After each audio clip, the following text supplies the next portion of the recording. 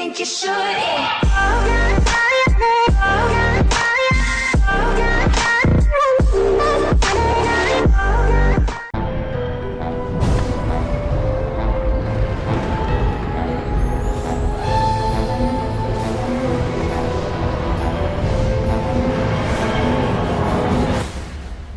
Welcome to this week's episode of Whoscussion Part B. You gotta just pretend there hasn't been a fortnight between A and B. Alright, temporal, schism and all that. There's been a whole year since And, we're just gonna have to blame the Doctor. I would say wibbly wobbly timey wimey, but I have better self-respect than that. But also joining me, of course, is Harriet Skelly and the lovable, the late Crow. Oh, thank you. No. The late Crow, of course, is a online filmmaker. You can find his content in the description below. Now this week we're going obviously for part B, which it's the same week, guys. We've got the Destination Wars, featuring the First Doctor as played by David Bradley correctly. And the Great White Crane, also correctly played by David Bradley. The Great White Hurricane. The Great White Hurricane. I don't know why I read crane there, because I'm looking at the word. The word begins with an H. I still began it with a C. A CR even. That combination. Majestic crane. Yeah, exactly. They've gone back to the Marco Polo story. And they're like, hey, this is a pretty good story. Hope it doesn't go missing and never found. And then that happened. So of course, for the Destination Wars, I'm actually going to give this one to Harriet Skelly, as in my opinion, the most happens in this. The most happens in this? Yeah, I guess there is a lot of stuff that happens in this. It's pretty crazy, actually. But I don't want to take control of it, though. I want you to. Okay. All right. Okay, fine. Then I'll give you the Great White Hurricane. The Destination Wars It's so 60s Who. Yes. And it's weird because, Big Finish, when they do tackle the 60s Who era, if you look at those short trips that we've done, it kind of feels like there's that sort of, that little bit of contemporary writing sort of with those Doctors in it. But this feels like it's so 60s. The sound effects are 60s. The story setup is 60s. It's fantastic. So they land in some sort of cargo hold thingamabob. And Ian's like, cool, we landed it in a box. And I was like, that's actually pretty great, because Ian's just having a lol at the fact that the Doctor can't drive the damn thing. Pilot rather. And it's fantastic because Ian, as we know, in his 2-season run on Doctor Who, he would always after the whole "you kidnapped us," he would laugh about the fact that the Doctor can't drive, and the Doctor was like, I can't drive it, gosh darn it. You can't. Yeah. You can't drive it until the 10th anniversary. That's a real thing. And then Who's like, he can't drive it again for some reason. Who knows, eh? So the Destination Wars, the Doctor and the crew, the people that they've got playing them, it's funny because they didn't really have that much screen time in the Adventure in Space of Time docudrama. But they capture these characters so well. Claudia Grant as Susan, oh, fantastic. And her going, grandfather, with the same inflection as Carolyn Ford. And it was great because, they're not... She must have practiced that for ages. Yeah. That's the best part of her. That sounds exactly like Carolyn Ford. I mean, some of the rest of her stuff doesn't sound exactly like that. Yeah. Oh, she gets a lot of the inflection right, and she nails the grandfather thing. You can feel your heart flutter. Grandfather. So in the behind the scenes for this story, they talk about the fact that they weren't trying to impersonate the actors beforehand, but they wanted to get the same feel, basically, is what they said. And I think they nailed that there, where you can tell they're not, William Russell, Jacqueline Hill, and Carolyn Ford, but they capture the spirit of these characters so well. And I think Big Finish's writing and their performance together is what's brought this through. Always upon a time, should have figured that out. Sorry, guys, got a little bit of a cold going on here. And so they come out of this area, and Ian sees a clock and he goes, oh, look, it's 2003. And the Doctor's like, is it? Ian's like, yep. He's like, okay, all right. Cool. And And he's like, oh, cool, we're on Earth in 2003. And the doctor's like, sweet, okay, cool. That's what you think? That's what you think, bro. And he just fully just like goes along with it. And they meet this gentleman. I can't remember the guy's name. Roback? Roback. So they meet Roback. Oh, sorry? Yeah, so they meet Roback, and he's like, hey, hi, you guys, I thought I knew everybody in this area. And Ian's like, hey, is this London? And the guy's like, what? And the doctor's like, oh, we're from out of the district. And he's like, oh, I see. That makes so much sense. And so he's like, oh, well, hey, look, I can, you know, I need to go home for dinner. We can, you know, house you up for the night while you're here. And they're like, oh, okay, cool. So they go off to his house. And they meet his daughter, Rena. Yes. And Rena's like, I love science and stuff. And the doctor's like, hey, you know how we're significantly smarter than them, Susan? Go show her how much you like science. And she's like, all right. And she's like, oh, okay, grandfather. And he's like, hey, but just, you know. And because he says basically humor her. And it's just like, lol, the doctor knows that his granddaughter is so much more intelligent than this little primitive. So she goes off with Rena and they hang out and have a good time. And this is where the separation of the cast begins to happen. Because it's 60s Doctor Who and that has to happen. 60s Doctor Who. Yeah. Oh, the cast, we're separated. The writers found another way to make that happen. And you know what? I don't care. I don't care that there was the formula. I love it. Well, it's like the formula for show of the time, really. Is yeah. If you've got a big cast, you split them up and have them do their own little stories. Yeah, exactly. It's like the literal, like, in the haunted house thing. Let's split up and look around. Like, that is legitimately what the point is for. Is so you can have more suspense going on and switch between the two stories. Exactly. So it's a good tool, and I'm happy that it happens. So Big Finish, so many of the sound effects, especially their food machine. They've got a food machine, which is quite interesting. They've got a machine that makes food, and I love that Ian goes, "You guys don't happen to have a good old British roast beef?" And Barbara's like, "Ian, you need to stop being a 60s male icon." And he's like, "Oh, I'm so sorry." And she's like, we'll have whatever you guys are having. We're totally okay, aren't we, Ian? And he's like, "Gosh darn it, I want some British beef." I want some beef. And the doctor's like, and David Bradley as the doctor's like, oh, chest of drawers. And so, exactly. Then the Ian and Barbara have a conversation with Roback and his wife Tana, and they're like, oh yeah, this isn't Earth. And it's like, oh, okay, so it's your calendar's 2003. And the doctor just starts laughing, and he's like, why did you guys even think, like, just randomly, because they're human, it sort of looks like Earth, that it's 2003 Earth? And he's just laughing at them. And he's like, we've been to many alien planets that have humans on them. And I love that the doctor, that Ian's like, but you didn't even know where we were? And the doctor's like, yeah, I did. You know, you can't prove I didn't. And it's so great, because, like, that's so... The first Doctor and Ian's butting heads, like in the beginning it was definitely with malice, but after the time they butted heads just as like sort of like for the lols, and they're doing it here as well, and it's fantastic, so beautifully captured by these actors. So they keep talking about this guy called the Inventor, and apparently he only appears every now and then. Rena says that she was too young to remember, so she was either a toddler or maybe an infant, I'd say. And she's like, oh, the Inventor said he's coming back. And Susan's like, the Inventor? Who's that? Grandfather! That sounds like a Time Lord one. Yeah, exactly. She's like, that sounds like the way my pee... Yeah, it's funny. I love that about renegade Time Lords. I'm the Thing. And like normal Time Lords are like, I'm Romana Delum Delamvda.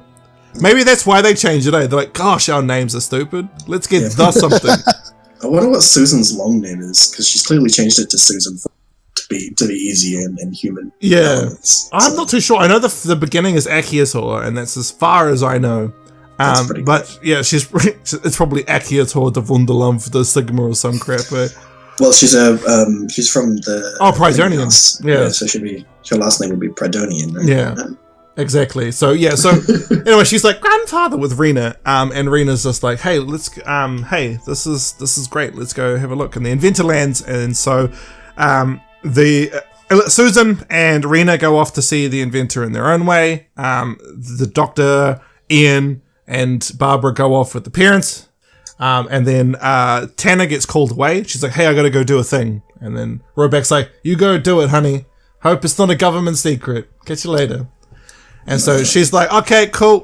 I can't deny or confirm it's not a government secret. And then she leaves. And they're like, oh, hey, look, here's this thing. And the doctor's like, the inventor, you say? Oh, yes, what? And I'm just like, oh, my God. It's so good. Because, like, David Bradley is allowed to be William Hartnell in this more than he was in Twice Upon a Time, which was a TV story which took place during a William Hartnell story before he regenerated. But, hey, I mean... Oh, so it doesn't exist. It doesn't exist. Oh, yeah, that's right. That's right. Oh, yeah, we uncanified that. We uncanified that. That's so good. Because, yeah, Bill already had a goodbye. That's not a discussion. Yeah, so, right. Rena and Susan end up going inside the inventor's ship. Susan's like, the inventor? Oh, my. And so there's these robots called the servers, and they're like, please come with us, resident Rena and visitor Susan. And she's like, oh, what's going on? And she ends up in the room with the inventor, and he's like, your name's not Susan. And she's like, your name's not the inventor. And he's like, don't worry, I've got crazy psychic powers. And he alludes to the fact that he must have like messed with her head back on Gallifrey. And I love that because he's already got suggestions to make her like, oh, I'm zombified now. So she becomes a prisoner of the inventor, and he's like, I'm gonna use you to get your grandfather to do whatever I want. And then her grandfather, who's not even there to hear it, he's like, hey, I'm gonna end you because I'm the doctor. That's great. Yeah.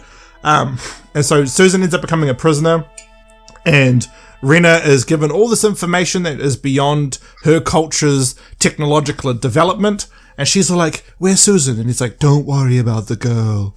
And she's like, okay, I no longer worry about the girl. And she ends up doing a little bit of work. Yeah.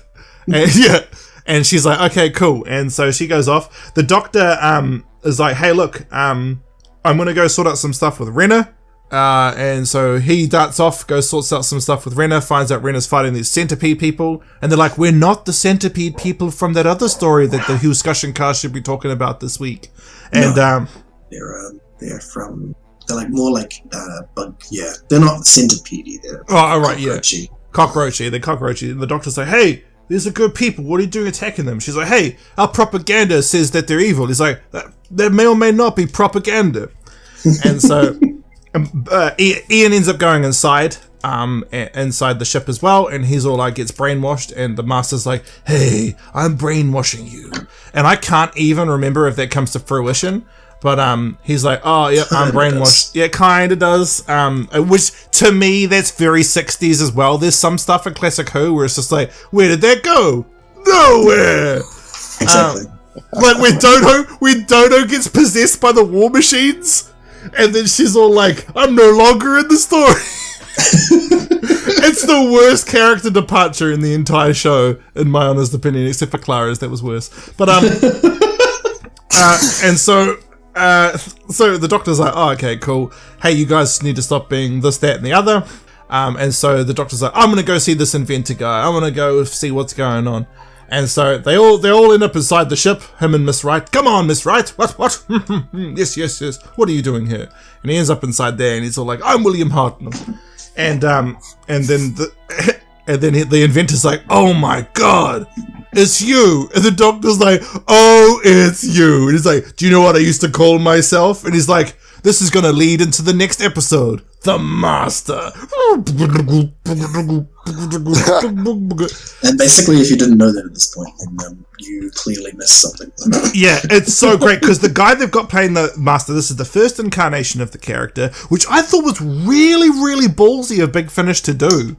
You have to go straight up say, this is the first iteration of the Master. Yeah. I mean, it works, I guess, that like the first Doctor faces the first Master. Makes sense. Exactly. And that would also explain, like, because the fact that he's still a human Time Lord who's only got one heart at the moment. He doesn't have his time sense yet. He wouldn't necessarily be able to pick the Master out of the lineup if he didn't know what his face was. Yeah.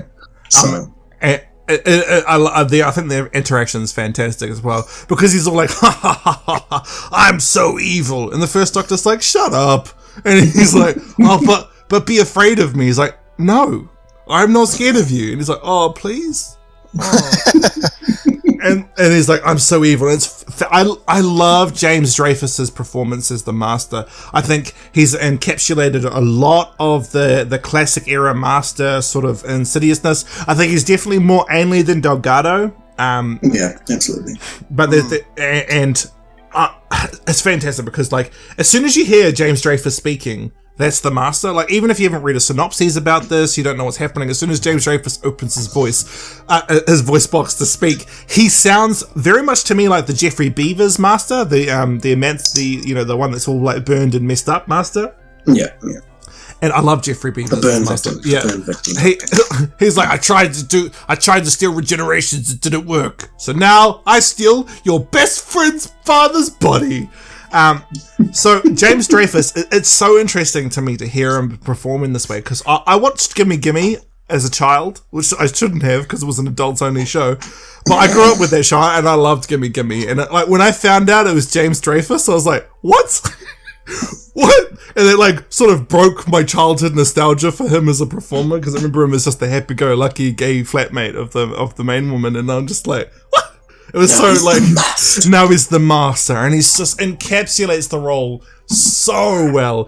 So he tries to go like toe to toe with the Doctor. He's like, hey, do you know I'm so good at time experiments that this building we're in, time experiments. And the Doctor's like, oh, is it? And he's like, yeah, you know how they say I haven't been around for a couple of years? I actually haven't left. He's like, well, what do you mean? He's like, bzzz. So he time travels them a decade into the future. And he's like, out there, it's a decade in the future. And Barbara's all like, you're a monster. And he's like, ho, yes, I am. And the first Doctor's like, shut up. I fought monsters, man. Just shut up. I fought this race called the Daleks. You're really going to not like them, bro. They're going to come back later on. And he's all like, ha ha ha, you can't beat me. And I just love it because like this whole time the Master's trying to get the upper hand on the Doctor, and the Doctor just laughs at him the whole time. And he's like, I've got your granddaughter. You know what? I'm going to teleport Ian, Barbara and Susan onto the ground, and if you don't listen to what I have to say, I'm going to fast forward to the future till they're dead. And the Doctor's like, don't do it. And I love it because like the first Doctor says that like in a way where it sounds like he doesn't think he's not gonna win. Like he's like, oh, don't do it, please. It's like the scene where Augustus Gloop gets taken in the original Willy Wonka and the Chocolate Factory film. Yeah, up the and he's chute. like, oh, don't drink that. No. Oh no, oh, please save my son. Help, police, murder, whip-de-diddly do. And I just love that. And so like the Master's getting so angry, and the Doctor's like, hey, I got a question. And the Master's like, yeah. And he's like, where's your TARDIS? And he's like, it blew up. What? Yeah, you know how you stole one from the workshop? Yep. Well, I did that too. I didn't have someone helping me finding one. Yeah, so my one was ultra broken, and I really hope it's the one, right? I hope it's the one Clara told him to come out of so badly. I hope it would be the ultimate troll. And so, like, he's like, so I'm stuck here, and the Doctor just cracks up. He's like, hey, remember, stop laughing at me, because I'll kill your granddaughter, I'll do it. And the Doctor's like, dude, no, the one I'm more worried about is bloody Ian and Barbara, because they can die. My granddaughter will just regen, so whatevs. And so he's like, well, you know what? Give me the TARDIS. The Doctor's like, oh, okay, cool bananas. And so the Doctor ends up sorting out them giving in, and then James Dreyfus's Master is like, hey, Ian, Barbara, come with me. And Ian is like, I am psychically controlled. And then he gets robo men takes them into the TARDIS. And then the Master walks into the TARDIS and is like, it's broken. I don't know how to fly this thing. He's like, why the Doctor's been messing with this. He's like, why is it so broken? And he's like, hey, do you guys know anything about this? And Ian and Barbara are like, we're humans from 1960s Earth, bro. What would we know about this magical spaceship? And he's like, hey, you guys go away, alright? I just needed some time to alone. And so like, And then the doctor's like, look, we need to go. We need to just get out of here to Susan. And Susan's like, grandfather, we need to save these people. What the hell are you doing? And he's like, hey, do you know this conflict we're about to have would be a significantly better discussion than the one I have into the Dalek in the future? And she's like, what does that even mean? And he's like, shh, it's okay, child. And so she's like, you need to save these people, all right? That's what my grandfather would do. And then he's all like, you know what, child? You're goddamn right. So he leaves her in charge of the ship, and then he goes outside and he starts peace treatying and stuff and sorting everything out. And Susan's like, I'm going to teleport into the future. And the doctor, and then she's like, hey, grandfather, what have you been doing? He's like, hey, I sorted everything out. It's all good now. All right. All the politics is over. Sweet. Let's leave. Cause they found out that the whole war was orchestrated by the master. And the only reason these two races hated each other is, excuse me. Sorry. Hay fever season, guys. Sorry about that. That's why it was. And so, the doctor's like, look, everything's sorted out. They now hate the inventor. Everybody hates the inventor. What did he call himself to the bug people? The Great Awakener or something? No, something like that. Yeah, it calls himself something awesome to them. And so he's been trying to basically create a society that would become intelligent enough to make parts for his blown up TARDIS. Yeah. And he did that by fueling war return. Yeah. Instead of, not war. Yeah. Hey, what if I just made them peaceful scientists? Nah, war. Well, I mean, yeah. There's because war... Two differing psychologies there is war can breed necessity. Yeah, exactly. Like # World War II. Like the whole reason the modern microprocessor exists is because of Nazi Germany. So but that's because of trying to crack codes, all that sort of stuff. But if he just gave them a project and then said, I'll give something to the first person who does, then you've breeded enough adversity for them to do it. Yeah. You don't have to make them fight each other. Good job. Yeah. They get to they finally build it, and they're like, "Hey, so where's our thing, the great inventor? I don't have it. Well, we're gonna kill you now because we were inventing laser guns in case you were lying." Oh, well, I mean, he would just pop it in his TARDIS and be like, "Cool, it works. Laters." So the doctor's like, hey, look, thank you, Susan, for being awesome and teaching me a lesson. And she's like, that's okay, grandfather. Will you remember this? I hope you don't forget it. Yeah, hey, yeah, cool. And he's like, oh, okay, cool. I'm so glad I haven't been sexist in this entire story. He says that in the story to Susan, and she's like, that's really out of character for you to say that. He says to her, I really respect you, and I respect Barbara, and I respect every other female that's been on this cast and have not said a single thing about it to any. Even Barbara, who was literally from a time where this would probably be okay. I didn't do it because I'm not a human being from the time. Exactly. Yeah, and the female that's on the TARDIS with him at the first ever episode, the two females, one is an intelligent, super smart alien, and the other one is an intelligent human who was a teacher. She's an actual teacher. Yeah, in a time where it would have been really hard for them to make it in that industry. So so well done, Stephen Moffat, for completely won't drop that word. Completely screwing that up. So anyway, so the doctor's like, okay, look, the master doesn't know what's going on, and then Ian and Barbara, they do some 1960ing, and they cover the master up, and he's like, you will release me, and Barbara's like, no, I'm not falling for that shit again. So she wraps up the master's face, and he's like, oh. And she's like, Ian, I swear to God, if you turn under his influence again, I'm gonna kick your head in. And he's like, oh, okay, cool, thank you, Barbara. And the master's like, oh, okay. And they're like, look, I've had enough of this, all right? Let's go and open the doors up and go to the doctor. And they're like, okay, cool. And the doctor's like, hey, we sorted everything out. Let's leave the master here as a prisoner. Let's go. And then that's the end of the story. That's Destination Wars. So I'm gonna hand it over to the Late Crow for thoughts. Hello. I love the story so much. It's such a good time. As you've already said, the performances by everyone is just outstanding and really good. I love it that they clearly weren't given the direction to impersonate anyone. They've really brought their own to it, really to capture It's beautiful. I love Dreyfus as the Master, and as you say, as soon as he opens his mouth, you're like, oh, that's the Master. There we go. Yeah. Yeah, good times. I do love at the end there where the Doctor's just he's clearly gone over to the Master's lab and just meddled with it so much that the Master gets back to him and is like, oh, fuck. Yeah. I'm trapped here now. Doctor, please help me. Yeah, the please. Doctor monks him. It's so good. Doctor, can you help me? And Doctor's like, Yeah, no. that's basically how the Doctor just deals with renegade Time Lords. It's just trapped. Ha! Goodbye. oh, so good. But before we continue, I just remember when the first Doctor walks in, he's like, what? He's gonna mark 100? Screw this guy! Steals all the stuff and then walks out. How dare you have a better TARDIS than me, the monk? And he's like, dude! But continue. I love it. Yeah, the supporting cast is really great. I did enjoy Rena. Rena was good. I enjoyed Rena. Obviously, Roback was good in the short amount of time we had with him. The servers, I don't know, maybe it's because they're called servers and the really 60s sound effects they made, but I basically got the idea of walking computer servers. With like tape reels for eyes. Oh yeah. That's perfect.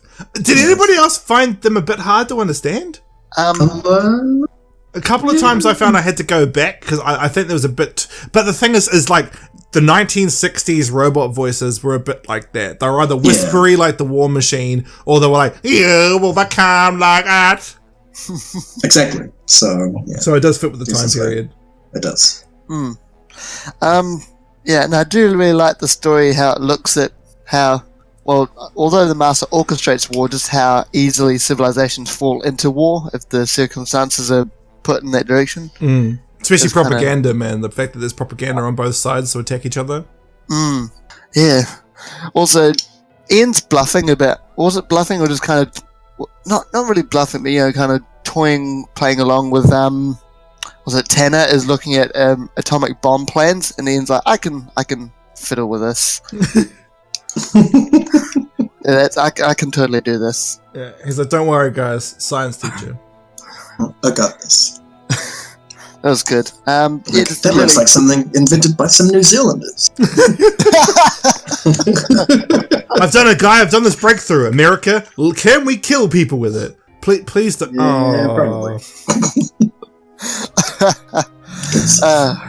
Yeah. Well done, humanity. Real good. Solid stuff.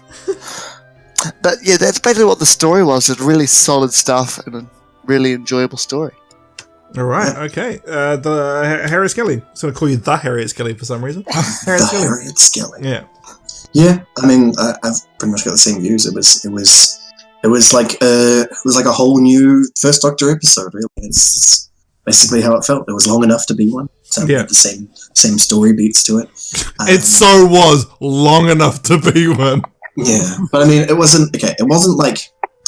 In a different way, though, it felt very much of the time, but it didn't have like obviously because it didn't have the visual element, they didn't waste any time on like doing those long shots or any like really long pauses or anything like that. Like when filmmaking was new. Yeah. So I really enjoy that it's also made it more brief as well, which is it feels like there's a lot of it. Information packed into it, but it's actually not as long as you think. Although it kind of was as long as a standard sci-fi movie. Yeah, I would love to see this animated. Yeah, it was about as long as The Fifth Element. So. Oh yeah. Do you know what I love about The Fifth Element? Is that the protagonist and the antagonist never meet. Yeah, I love that. It's pretty good. But yeah, it's this is a very good story. Yeah, the Master's performance was fantastic. I like the idea of the First Doctor actually playing around with the Master. That makes a lot of sense, considering he knew him very well when he showed up on Earth. Yeah. So, I love it where the Master brings up the Academy and the Doctor's like, huh, like the Doctor was somehow better than him at school. I'm like, dude, we all know you sucked at school. I know, right? Like, you can't even fly a TARDIS, come on. Yeah. So yeah, that's yeah. It was really good, and it was refreshing after watching Twice Upon a Time and then listening to it instead. It cleared your palate because the Doctor doesn't act like he did. Yeah, in that. Absolutely not. Yeah, so Big Finish were like, what if we wrote the first Doctor the way he was? And they're like, hey, that's a great idea. You reckon Stephen Moffat will do it? And then Christmas, like, they watched the screening and they were like, yo, he didn't. So instead of our stories coming out in January, they're coming out on Christmas Day now. Yeah, pretty much. And I think that was a really good decision. Just like the split second they saw the Christmas special, they're like, oh, that was terrible. Where's the release button? Done. All right, give them a real Christmas special. There we go. Hey, do you guys want David Bradley playing the first Doctor? There you go. Yeah. There you go. We did it for you guys. We sorted it out. All good. I think that's pretty much it, guys. You can pick this. I mean, we didn't dive into every aspect of it. I still think it's a great story to pick up. The box set is $20 digitally. There's 20 New Zealand, so that's like nothing everywhere else. So pick it up, guys. It's fantastic. With that out of the way, we're going to jump into the Great White Hurricane. The Great White Hurricane, a pure historical. Yes, indeed. Harry's going to take us away. Okay, so they land in New York, and man, how long ago was this? It was 1888. 1888. They didn't know at the time exactly when it was, but they land there. They step out of the TARDIS, and Ian gets shot in the head. Yeah. That happens in both these stories. They need to find a way for Ian to not be like Ian, because Ian is the punch his way out and survive guy, and they need a way for him to not do that. So in the first story, the Master possesses his mind, and in the next story, they shoot him in the head. Exactly. It's the best way to get around it. But at the same time, at the same time, it works for his character because in the end, it turns out like that. But anyway, so he gets shot, just like grazes him, but apparently gives him concussion. I'm not sure exactly how that works. I'm not a doctor. But he's laying on the ground. He's not doing too well. Everyone's kind of worried about him. But then a random gang member grabs Susan and kidnaps her. And now the cast is separated. Because this is how we separate. It's perfect. It was immediate, and it was fantastic. It's exactly how it needed to go too, to like speed up the first Doctor's time, is to just have it happen immediately instead of having it happen after his reduction. So, it's good stuff. So we end up with the story of the Doctor trying to find Susan, and Susan with this kidnappee, and Ian and Barbara just dealing with New York in the 1880s. Which is the gang period. Which is the gang period, yes, that's why there is a gang member. But dealing with that whilst Ian is gone to the doctor, he's got a concussion, all that sort of stuff. I'm not sure how they managed to pay for the medical stuff, considering America, but hey, Yeah. They look like they were rich, so they probably just gave them free stuff. They actually would as well for the 1880s. So that's pretty much how it went down. But anyway, so we're going along with we'll start with Ian and Barbara's story. This is the most succinct. It doesn't really tie into anything else. Doctor and Susan's story is sort of together. So so Ian and Barbara are there in the hospital. Barbara's talking to a nice lady that she's met there, who has a very interesting story about she slipped and she broke her leg, and she is patching up, and she's poor, so it took them a long time to get to her. When they finally do, Ian's finally up, and they offer to take her home because she's having trouble with the snow. But meanwhile, Barbara has figured out that the type that they have landed in is actually the Great White Hurricane. And I love that because they're using her character to move the plot along. Exactly. She is a history buff. She knows these things. They move the plot along. But at the same time, they've used a historical element that's a natural disaster instead of something that they can they can like put off. Yeah. Like with the Aztecs and sacrificing and stuff. With when Barbara like tries to stop that, there's literally nothing she can do about the Great White Hurricane, and she just has to accept the fact that a whole hundreds and thousands of people are going to die, and she just needs to get out of it. Basically, like it's pretty brutal, but it really works for the characters that we know of Ian and Barbara. Like I imagine that this probably came after the Aztec thing as well, so she knew that she couldn't change time. As well, so that's why it's even rougher on it. It really works.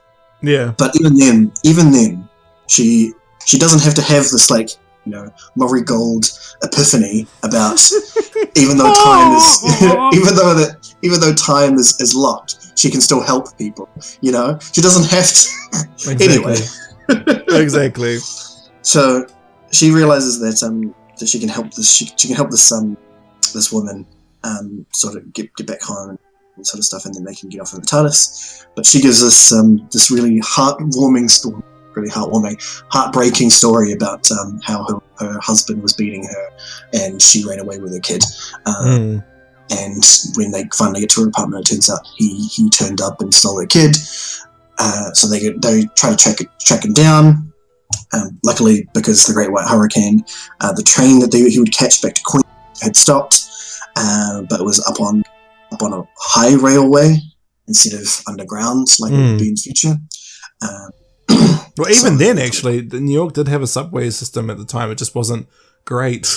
Exactly. So, yeah. So they had to do some jiggery pokery with a guy who was trying to rent out his ladder to save people from this train by like charging them like 25 cents, which is actually a lot of money for back in the time. Yeah. Just to get down. It's like wow, that is ruthless. But I guess that's America back then. But this is this really nice thing about how he tries to make you see where he's coming from as well. Exactly. Yeah. But it's like if it breaks, that comes out of my paycheck. Yeah, but then Ian really sells it home to him basically by not helping him because of the winds he couldn't get it up, and basically explaining to him, what this is not this is not good. If you were charging these people for this and they got hurt at even using your ladder, then what are you gonna do? Like, you're gonna try and give back that money? Like, what are you thinking?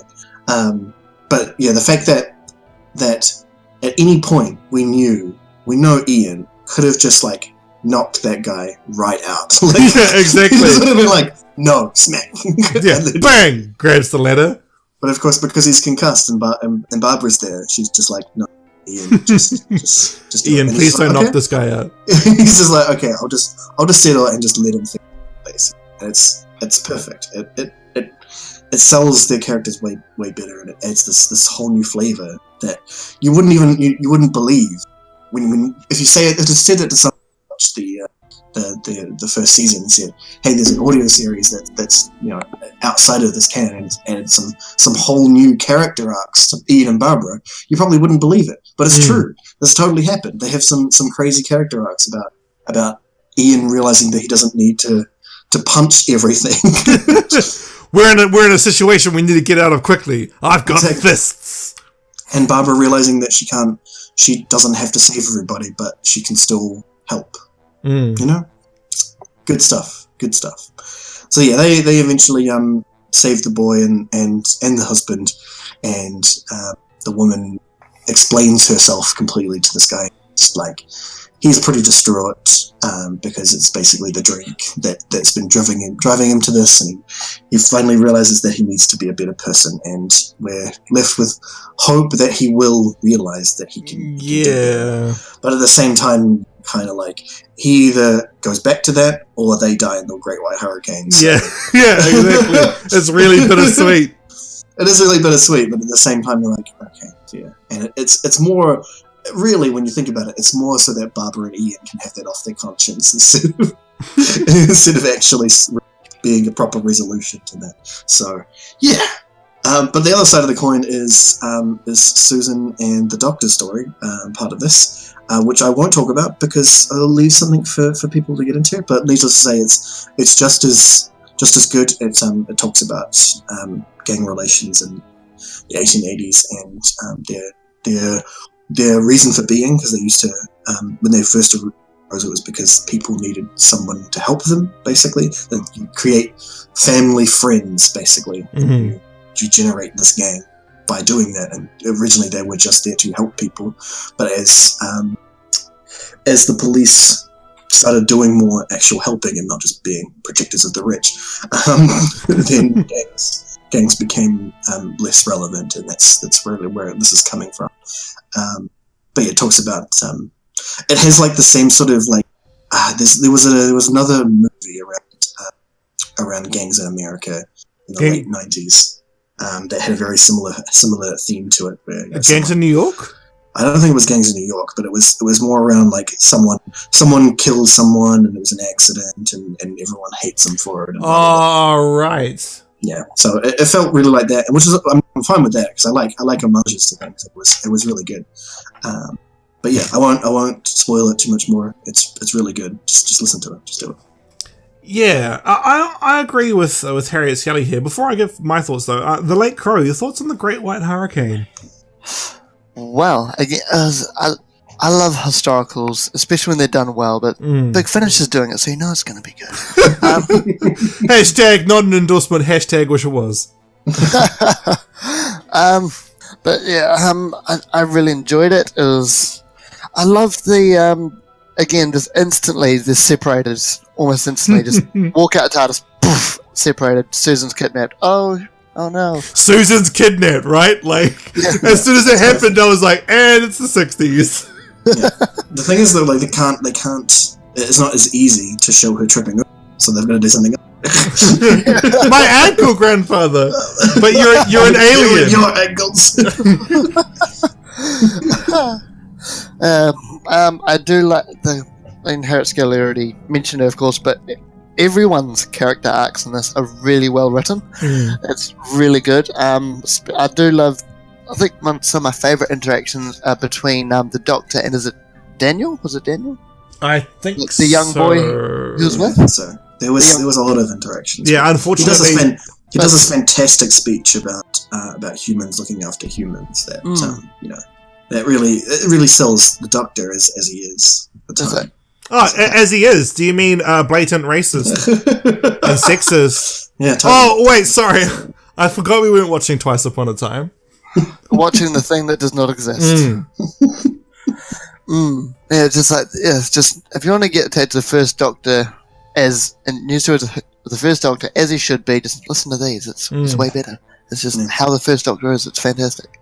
Also, I like, and this is kind of emblematic for Big Finish in general, as opposed to New Who, but they're not afraid to tackle the tough subjects like domestic abuse. It happens. It's not just talked about or put to the side or mentioned. It happens, and and I think it was handled more tactfully than Fear. Yeah, absolutely. It was handled way more tactfully instead of it being some alien creature in the closet. Yeah, like for real. Like you're trying to throw so many symbols in there. I'm not sure what you're talking about, but this is done way better. Is simply it happened. I ran away from it. Now I have to face it. And she faces it, and she doesn't want to use violence because that's not the answer. That's the point. Is that because Ian's ready to throw down? Yeah, Ian's totally ready to throw down. He's just like, "You will never hurt her again. I will kill you." It's like I have only known this woman for about 6 hours, but I'm ready to kill her. I threw an Aztec off a pyramid. Come at me. Most of what I was going to say has already been said, to be honest, but honestly all I can do is recommend that you listen to the story. It's just beautiful. Absolutely agree. Harriet Skelly, your thoughts before I finish up? So yeah, it was honestly fantastic, and both of these stories really. There's no real downside to listening to it other than losing about 3.5 hours. 3.5 hours.